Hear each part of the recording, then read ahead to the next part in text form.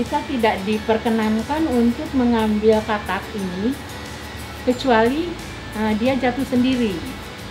Jadi katak ini hanya bisa kita gunakan untuk explant ketika luruh jatuh, kita pungut di bawah. Artinya ini sudah masak fisiologis untuk dijadikan bahan explant. Oke. Berikutnya mungkin Mbak Meta bisa mempraktekkan bagaimana caranya kita melakukan sterilisasi. Ini dikerjakan di luar laminar ya, kerjakan di tempat terbuka, nanti ada tahapannya, ada yang juga kita kerjakan di dalam laminar flow. Silakan Mbak Meta. Yang ditambahkan mula-mula adalah Benlock ya, ini untuk menghancurkan fungisida. Kemudian dosisnya 2 gram per liter, tapi kita tidak perlu terlalu akurat menimbang, cukup dikira-kira seujung sendok kecil ini. Silakan. Kemudian ini diberi air steril, Aquades steril ya.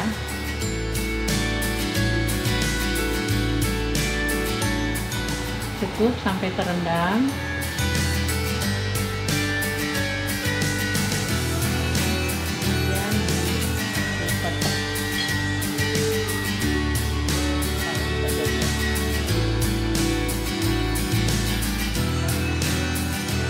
Kegiatan ini dilakukan tidak perlu di dalam laminar, tapi bisa dikerjakan di dalam suhu kamar.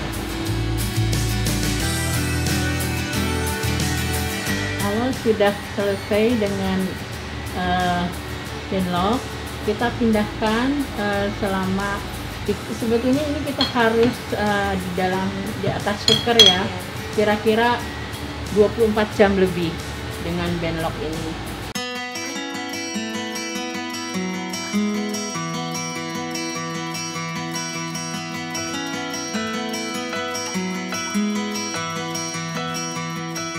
Ini pengocokan harus betul-betul kuat ya, supaya seluruh permukaan ini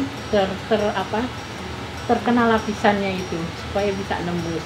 Akan lebih baik lagi apabila pengocokan ini kita lakukan di atas shaker, tapi ini kebetulan hari ini karena cangkangnya sedikit. Nah, dengan agreg ini kita pindah ke laminar. Sekarang kita mulai untuk melakukan sterilisasi di dalam laminar flow. Nah, ini tahapan yang kedua ya. Mula-mula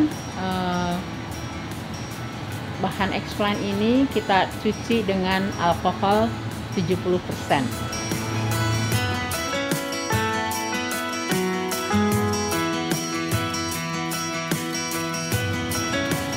Ya, cukup ya, yang penting terendam. Kemudian dikocok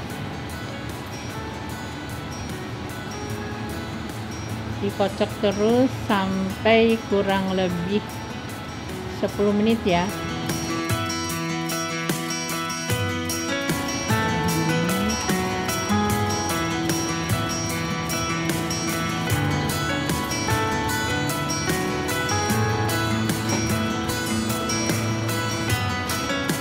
Kemudian dengan Biclean 30%.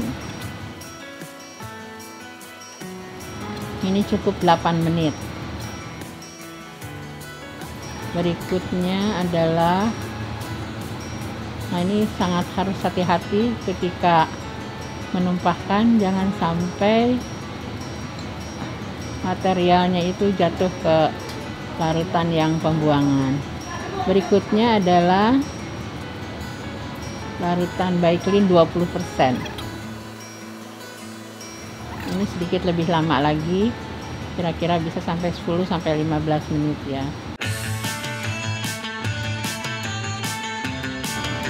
Kemudian tahap yang terakhir adalah dibilas dengan Aquades steril. Ini dilakukan bisa sampai 3-5 kali, tergantung dari kebersihan explant itu sendiri.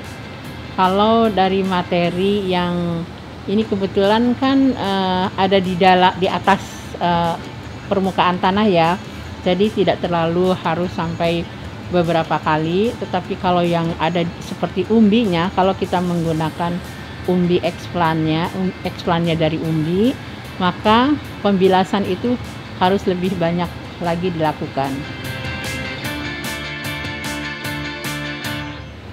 Sudah selesai tahap sterilisasi. Kemudian saatnya kita akan menanam pada media agar yang sudah disiapkan. Tadi ini eksplan yang kecil ya, yang katak yang kecil kan. Ini nggak usah dibelah ya. Ini cukup bisa langsung ditanam pada media yang sudah disiapkan. Ini media cair dan juga semua cair. Ada yang batas padat juga ya. Posisinya perhatikan. Jadi itu yang calon ininya tunas itu diarahkan ke atas. Kadang-kadang ini kunci juga dalam keberhasilan perkecambahan. Seringkali eksplan itu kita ada kesalahan di dalam meletakkan yang akar dan tunas calon akar itu, jadi sering dia kadang-kadang terbalik. Saya kira tahap inisiasi ini sudah kita lakukan. Mudah-mudahan dalam waktu dekat tumbuh dengan baik. Apakah itu nanti tunas yang kita harapkan bisa diperoleh. Kita sekarang masuk ke dalam tahapan memultiplikasi secara teknis ya. Tadi kita sudah peroleh, sudah kita kerjakan melakukan sterilisasi dengan di dalam laminar.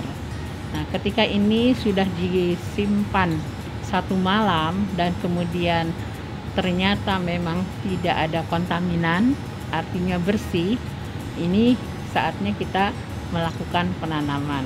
Dan tadi sudah ditanam. Sekarang bagaimana cara memperbanyaknya? Kita masuk ke dalam ini, coba silahkan dibuka dulu ya.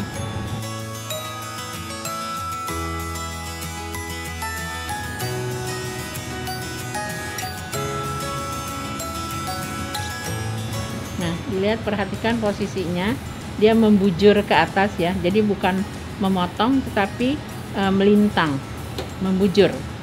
Bukan melintang tetapi membujur.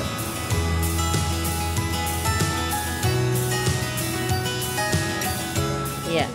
Nah, ini dipotong-potong sesuai dengan mata tunas yang nampak. Mungkin kalau di close up ini kelihatan sekali ada bintik-bintik mata tunas yang nantinya ini akan berkembang menjadi tunas ketika kita tumbuhkan di dalam media.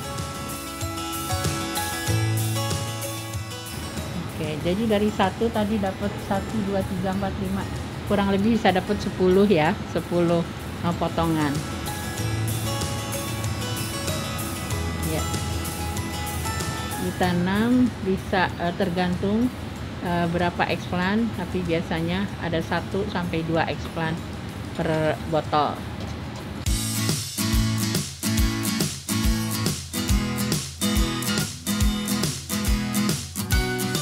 Setelah kita potong, kita tanam, kita simpan ini di dalam ruang kultur dengan temperatur ruangan kurang lebih 25 plus minus 1 derajat. Kemudian lama penyinaran itu kira-kira maksud saya terang ya, intensitasnya 16 jam terang dan 8 jam gelap. Kemudian kita lama penyinaran itu sekitar 50 sampai 100 lux ya. Nah, ini disimpan pada ruang kultur dengan kondisi seperti tadi. Pada kurang lebih 1 sampai 2 bulan, ini tergantung varietasnya, maka ini akan mulai tumbuh seperti ini, berkembang seperti ini. Mula-mula kelihatan ada pembengkakan dari ini, dari apa namanya, dari eksplannya yang dari potong-potong tadi, dan sekarang malah sudah mulai tampak kelihatan bakal-bakal tunas. Ini kelihatan sekali dari 1 ini akan menjadi kurang lebih kalau dihitung bisa sampai 10 sampai 20. Oke. Nah, 1 bulan kemudian ini tunas sudah lebih meningkat lagi.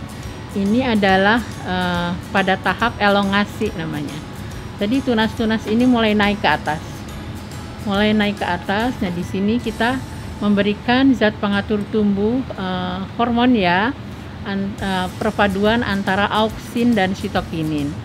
Nah, itu adalah kunci daripada berapa porsi yang harus kita tuangkan ke dalam media ini, tergantung kepada jenis tanaman.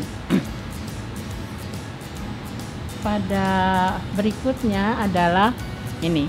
Nah, ini adalah target utama kita. Jadi sudah terlihat sekali dari 1, 2, 3.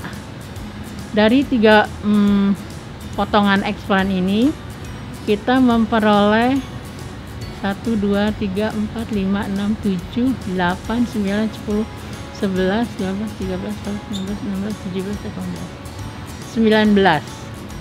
Sudah kita peroleh 19 tunas.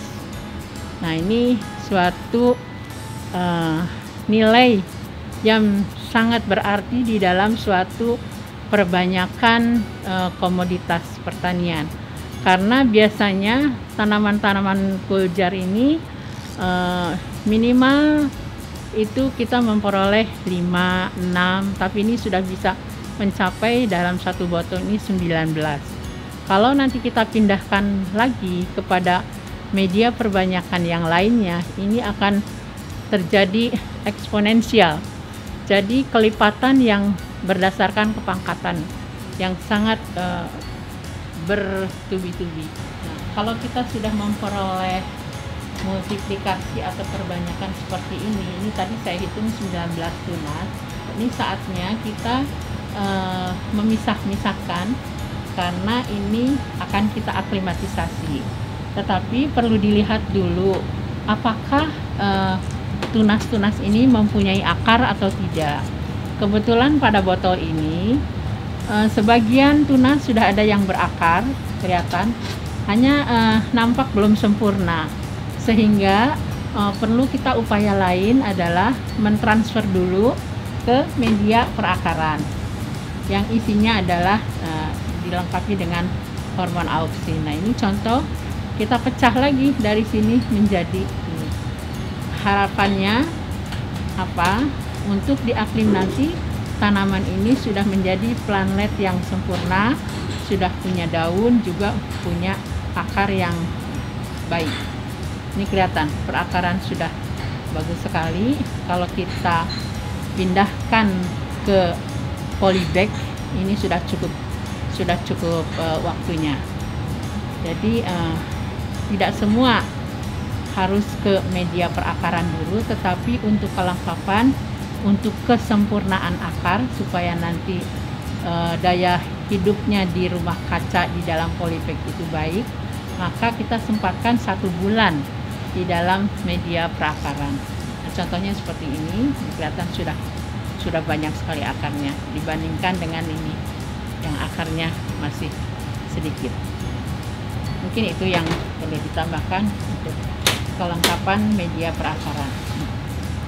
Pada kultur jaringan itu tidak selalu tanaman itu harus ke media perakaran, karena dalam prosesnya seringkali tunas-tunas itu sudah mempunyai akar sendiri karena adalah faktor hormon endogen yang ada di dalam tanaman itu